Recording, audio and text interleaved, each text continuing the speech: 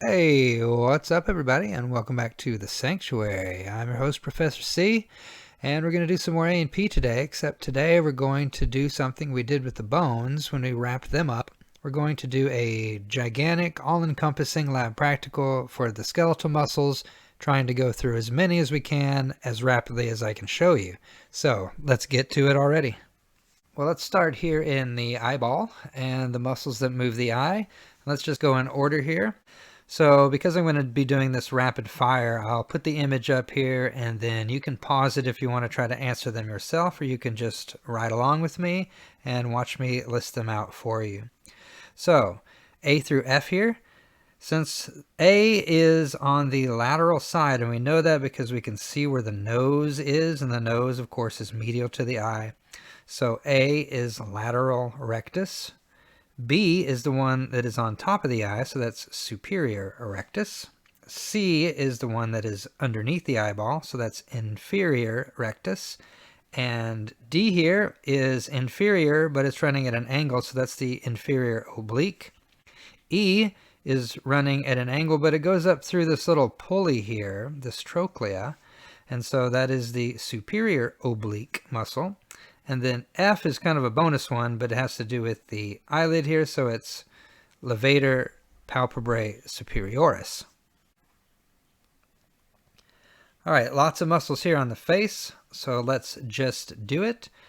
Try to follow my ink as I go. I'll kind of start at the top and roll around clockwise as much as I can. So here's a P here for procerus. Here is N for nasalis. Let's just go right under the nose too.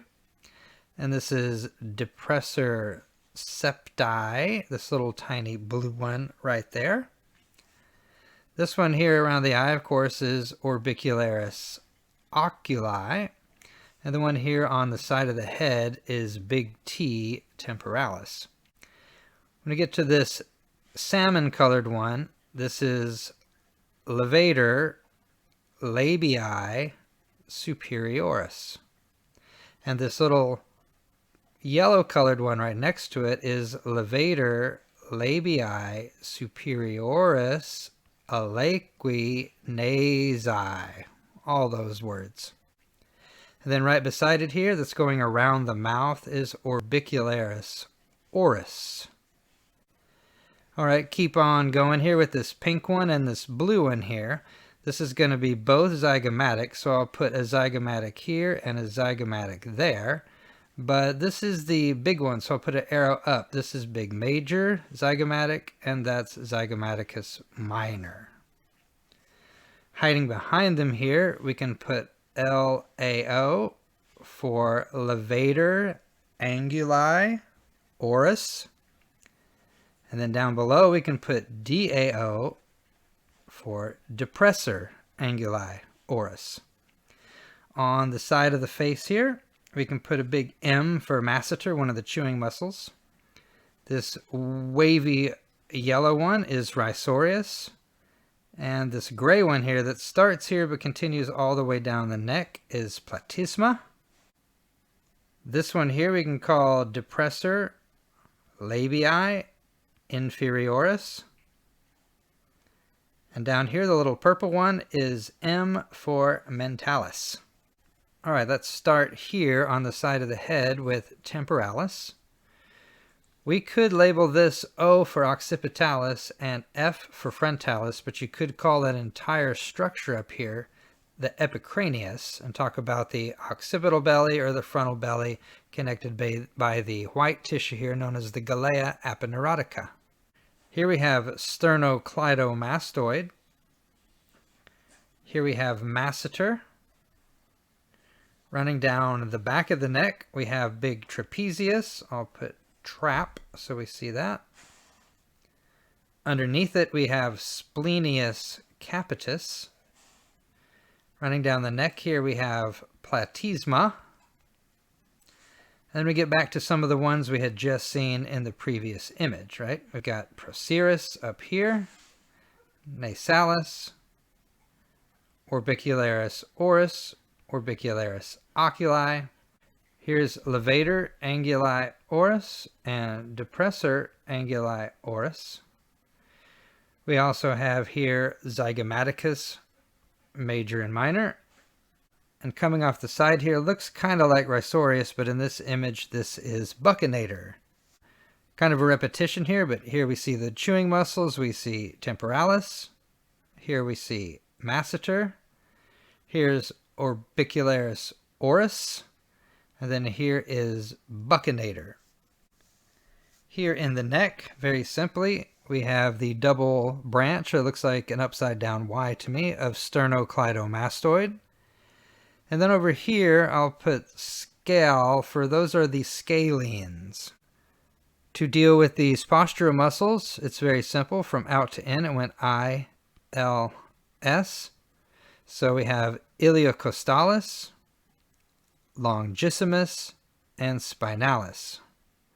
And then over here, from the back, it looks much different. From the front, it kind of looks just like a rectangle. So that is quadratus lumborum. I'll put a Q here for that one.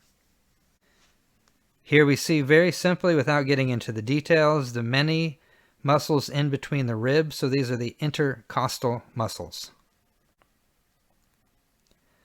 All right, to do this trick, we apply our tire rule that we learned, where we have 3 layers, but 4 different muscles.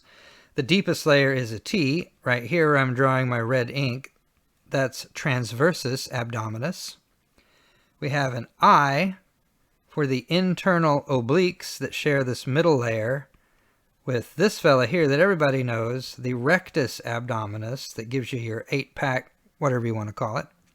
And then E is the most superficial layer. It's out here. These are your external obliques. So that's how to deal with the abdominals.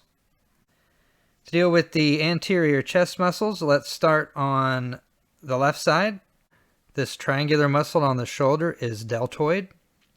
Here we've got biceps brachii. I'll put 2 B's just to make sure.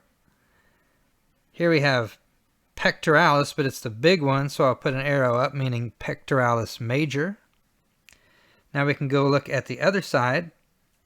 I see a C for coracobrachialis. I see running down here, here, here, here, and then up here a little bit, and here a little bit too. This is serratus anterior. I'll just put an S like that. That covers all those muscles together. The boxer's muscles, right? Serratus anterior. Here we have these, looks like, again, a chicken foot to me. It's got those 3 toes sticking out. This is pectoralis minor.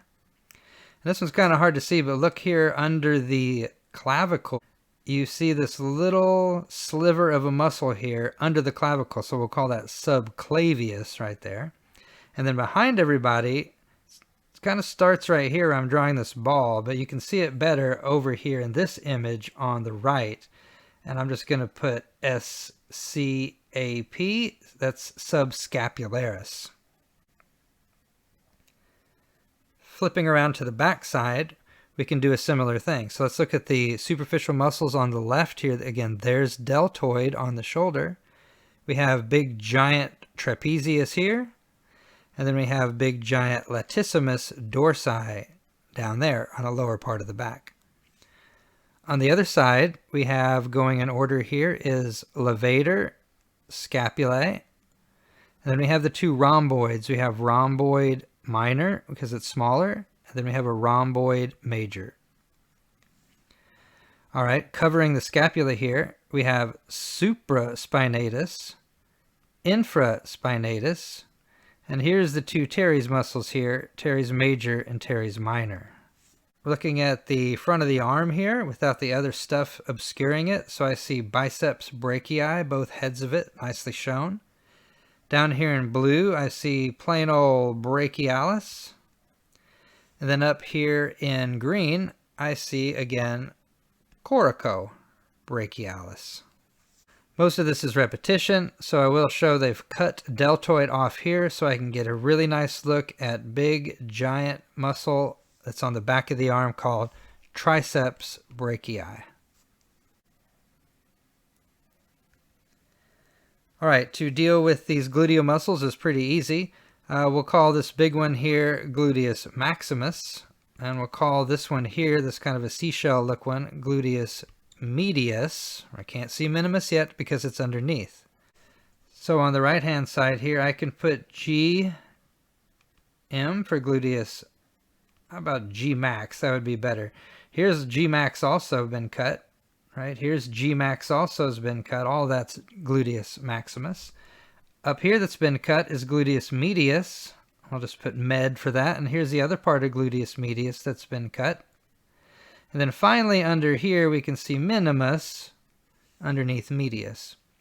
And to deal with these other deeper muscles, we have to play this game. We put P, go, go, Q. Remember that? P, go, go, Q. P is for piriformis. Underneath that we have the G, which is the superior gemellus. Underneath that is an O, obturator, but it's the obturator internus. The second G is the inferior gemellus. And the little tiny O that you can barely see any part of, that's the other obturator, but it's obturator externus. And then the Q, very simply, is quadratus femoris. Okay, the hamstrings. Let's start over here first, I guess. B, biceps femoris. The one on top is semitendinosus. I'll put ST. And the one on bottom here you can see on both sides of semitendinosus is, I'll put semimembranosus. Let's try that again on this side. So this is biceps femoris. On top we have semitendinosus, and then on bottom, both here and here, we have semimembranosus. Looking at some of these thigh movers, over here we have iliacus, and here we have psoas major. Sometimes they're put together and called iliopsoas. I do not see the minor here. Here where I'm drawing this P, we have pectineus. This one here is called adductor longus. And we can see all this behind here that I'm kind of hashing out there. That's all adductor magnus. Adductor brevis would be underneath pectineus here, but I can't see it at the moment because it's covered by pectineus.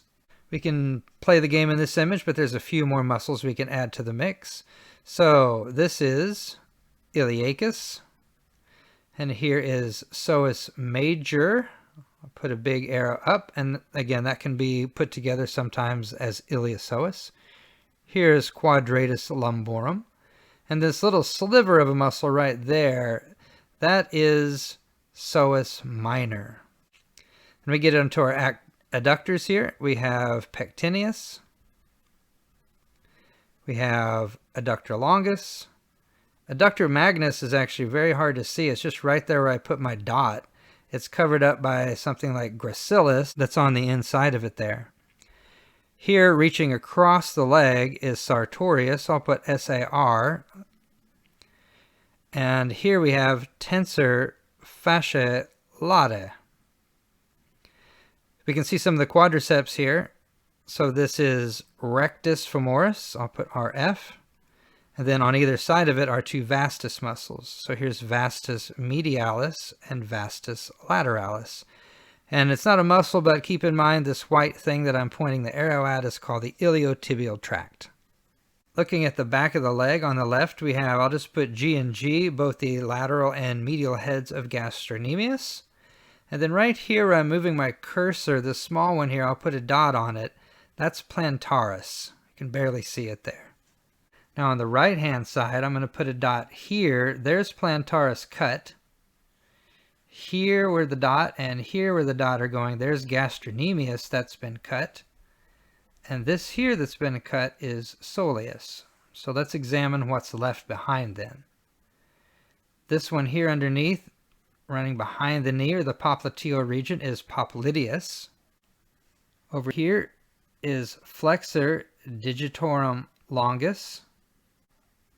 Tibialis posterior. Sorry, that got a little messy. Tibialis posterior. Here is flexor hallucis longus. And on the edge here, we have fibularis longus, sometimes known as peroneus longus. On this image, we can see fibularis longus. And if you look down further here, we can see fibularis tertius where I'm moving my cursor, but it's really hard to label that because it's so small here. All right, this one here with the dot is extensor digitorum longus. This one is tibialis anterior. This is part of gastrocnemius poking out from behind. This is part of soleus poking out from behind. And down here in the foot, right here where I'm putting a dot, is extensor hallucis brevis. And here, going between the digits out here, is extensor digitorum brevis. I'm mainly interested in just taking you through this right here, very commonly asked on exams.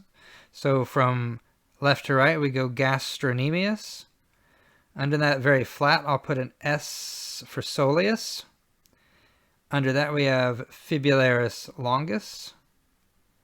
Underneath him, we have extensor digitorum longus. And then on the far right here, we have tibialis anterior.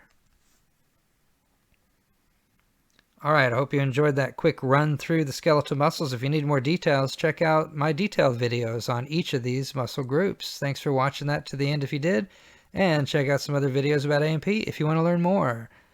See you for the next one. Bye-bye.